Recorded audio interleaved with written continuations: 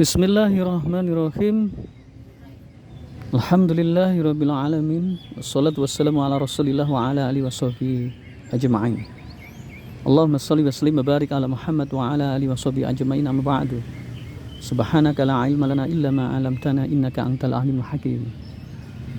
Sahabat Jagakarsa yang insyaallah dimuliakan oleh Allah dan sahabatku di seluruh muka bumi ini, mudah-mudahan kalian oleh Allah diberikan rezeki yang berlimpah, yang halal dan berkah. Mudah-mudahan Allah berikan kepada kalian semua hidayah sehingga dapat membedakan mana baik mana buruk. Dan mudah-mudahan kita semua oleh Allah dijadikan hamba-hamba yang ikhlas, hamba-hamba yang beriman, dan hamba-hamba yang mencintai kebaikan dan kebenaran, dan orang-orang yang selalu berjalan di jalannya salafus salihin, para sahabat, tabi'in, tabi'ut tabi'in, dan ulama-ulama pilihan. Saudaraku sekalian, yang insyaallah dimuliakan oleh Allah, ada kitab hadis yang sangat terkenal sekali ya, yakni Al-Muwatta. Jadi Al-Muwatta ini adalah kitab hadis ya, yang dikarang oleh Imam Malik. Jadi Imam Malik ini adalah ulama besar yang terkenal dengan hijrah Nabi. Jadi kotanya hijrah Nabi di Madinah. Beliau adalah ulamanya Madinah yang top. Al-Fakir sengaja mengambil judul ini karena ngalap berkah. Mudah-mudahan Al-Fakir dimasukkan oleh Allah dalam kelompok murid beliau ya, karena ingin ngalap berkah menyampaikan kisah singkat tentang beliau, keajaiban kitab Al-Muwatta ya. Di sini saya tidak mengisahkan kisah beliau kapan-kapan insyaallah ya, tapi saya akan mengisahkan kisah kenapa Al-Muwatta itu menjadi kitab yang luar biasa ya. Yang pertama, beliau Imam Malik ini berguru kepada para sahabat ya, Masya Allah. Jadi ini tidak semua orang bisa seperti Imam Malik ya. Beliau itu orang yang luar biasa. Beliau punya ratusan ya, bahkan ribuan guru ya. Nah, yang hebatnya adalah beliau mengarang kitab Al-Muwatta ini adalah 40 tahun lamanya ya. Jadi ada pada saat itu, karena pada saat itu zaman keemasan Islam, jadi ulama-ulama itu banyak sekali, ribuan bahkan jutaan ya. Mungkin ada yang bertanya, kenapa kitab hadis itu yang terkenal kutubus sittah? Jadi semacam kitab Al-Muwatta, Sahih Bukhari, Sahih Muslim, Imam Ahmad ya, Musnad Imam Ahmad, kemudian An-Nasai ya, Daruqutni dan seterusnya, itu kenapa yang terkenal itu ya? Padahal pada saat itu kitab hadis itu banyak, luar biasa, banyak lah, ratusan ya, bahkan mungkin ribuan ya, namanya ulamanya juga banyak ya. Semua itu gemar mengarang kitab karena mereka itu pada saat itu kejayaan Islam luar biasa. Maka ini yang ingin saya sampaikan, mudah-mudahan ini bisa ngalap berkah, mudah-mudahan ada berkah gitu ya, ada rahasia-rahasia yang kita tidak tahu akan tetapi menjadi tahu, dan kita mudah-mudahan berharap menjadi orang-orang yang bisa menapak di jalan kebenaran. Yang pertama adalah beliau menulis kitab ini ya, itu selama 40 tahun dengan kesungguhan dan keikhlasan luar biasa ya. Jadi beliau hafal ribuan ya, ratusan ribu hadis ya, kemudian diperas lagi ya menjadi 10.000 hadis yang awalnya itu ratusan ya, 100.000 hadis, kemudian diperas lagi dengan kesungguhan dan ketelitian yang luar biasa. Anda bisa bayangkan ya, hadis yang begitu banyak kemudian diteliti ulang sampai menjadi 10.000 hadis, dan itu kemudian diperas lagi supaya umat ini bisa ngalap berkah gitu ya. Ngalap berkah itu bisa membaca dengan mudah, dengan baik, sehingga tidak kesulitan untuk mengambilnya. Dan hadisnya itu tidak diulang-ulang, karena banyak sekali hadis yang diulang-ulang dalam berbagai redaksi yang berbeda ya. Maka menjadilah 1.000 hadis. Nah, ketika beliau menulis yang sudah sempurna tadi, dari 100.000 menjadi 10.000 menjadi 1.000 hadis, maka beliau kasih namanya Al-Muwatta ya, dengan maksud bahwa Al-Muwatta ini sebelum beliau ini selesaikan, beliau sampaikan ke 70 ulama top di Madinah, guru-guru beliau. Jadi ini salah satu yang luar biasa ya. Jadi Imam Malik ini memberikan karyanya itu untuk dikoreksi, untuk dikasih pendapat dan seterusnya kepada 70 ulama. Jadi kalau kalau saya bilang ulama ya itu udah topnya top ya.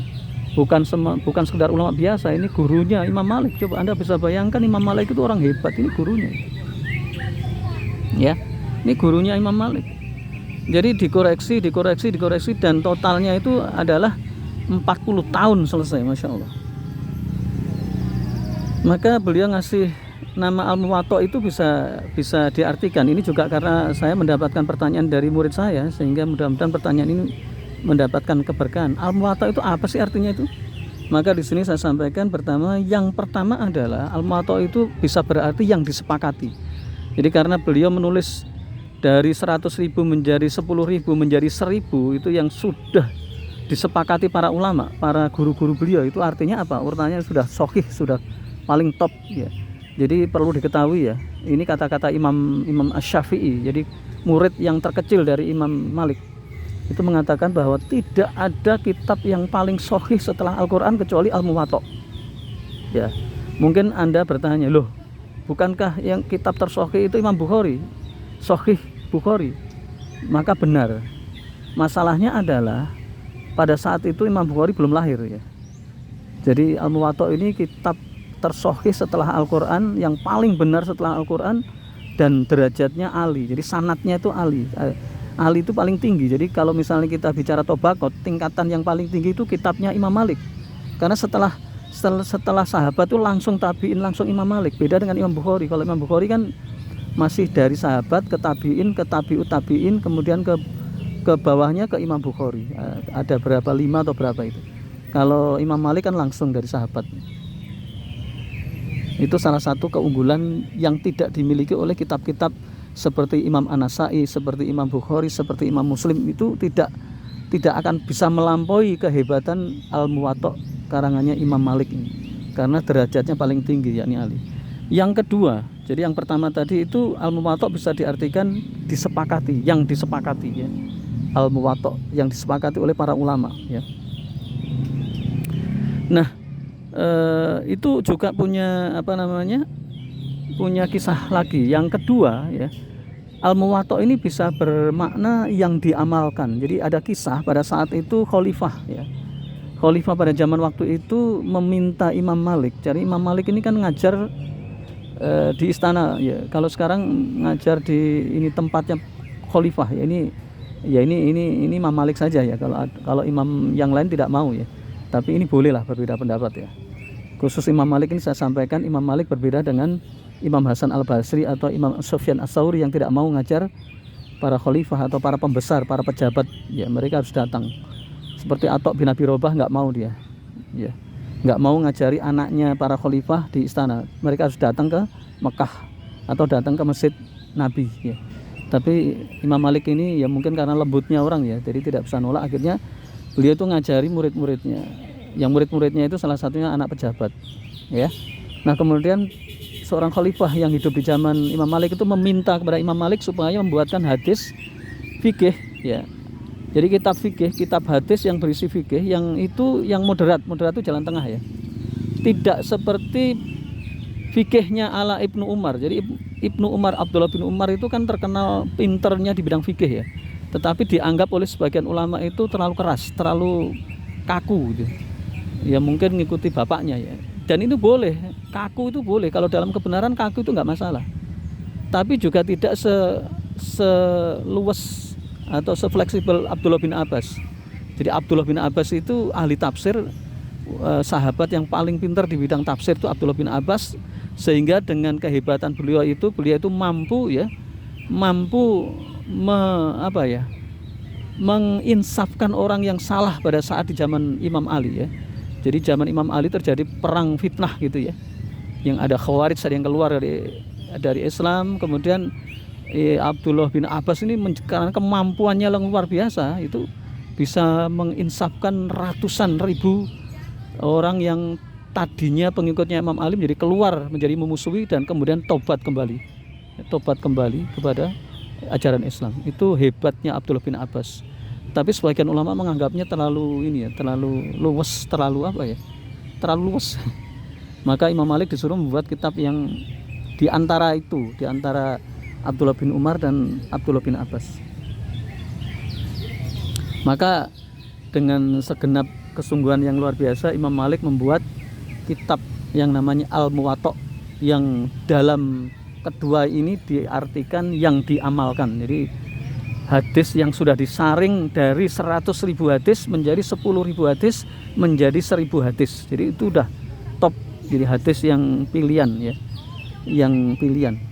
Nah yang ketiga itu beliau pernah bermimpi ya, ketemu Rasulullah ya, bahwa Rasulullah menyampaikan bahwa beliau harus meneruskan sabdanya untuk diamalkan, jadi atau yang dipersiapkan. Jadi dalam yang ketiga ini ulama memberikan penafsiran bahwa Al-Muwatta itu artinya yang dipersiapkan. Artinya Imam Malik mempersiapkan kitab hadis yang itu merupakan sunnah Rasul yang dalam arti yang sesungguhnya. Jadi kalau kita cinta Rasul harus memperjuangkan Al-Quran dan Al-Hadis ya, dalam bentuk apapun, entah dalam bentuk tulisan, entah dalam bentuk amalan, entah dalam bentuk dakwah, entah dalam bentuk tindakan, entah dalam bentuk apapun, maka itu sunnah Rasul. Artinya kita itu cinta Rasul. Jadi cinta Rasul itu bukan nyanyian, bukan lagu saja, bukan dangdutan, bukan apapun, tapi sebenarnya itu mengamalkan sunnah Rasul ya.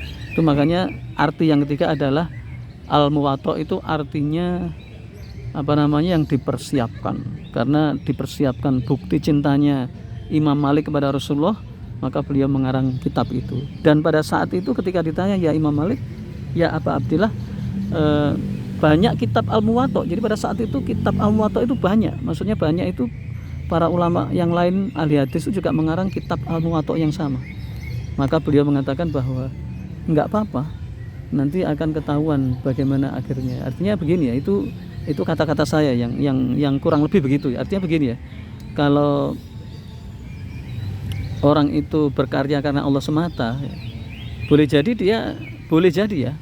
ya mungkin di awal itu tidak terkenalnya justru meninggal dunia. Nah inilah, jadi ini yang membuat saya itu terinspirasi ya. Karena saya tidak butuh popularitas, mudah-mudahan apa yang saya lakukan ini bisa menjadi amal jariah seperti karyanya Imam Malik. Kalau tidak 100% ya mungkin 5% atau 2% atau 1% ya.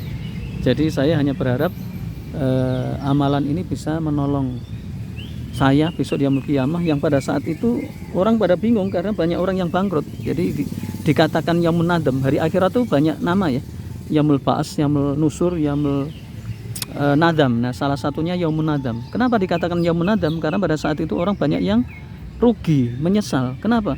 Mereka berharap ibadah hajinya, ibadah umrohnya, sedekahnya yang banyak, ilmunya, amalnya yang banyak, itu bisa mendatangkan pahala dan kebaikan. Ternyata enggak. Kenapa? Karena enggak ikhlas, karena mengharapkan dunia, karena mengharapkan pujian manusia, karena mengharapkan popularitas, karena mengharapkan bigoirilah atau selain Allah. Jadi tidak murni karena Allah. Saya juga takut ya, takut karena hati saya kan lemah. Ya Allah, mudah-mudahan Kau terima segala amalanku.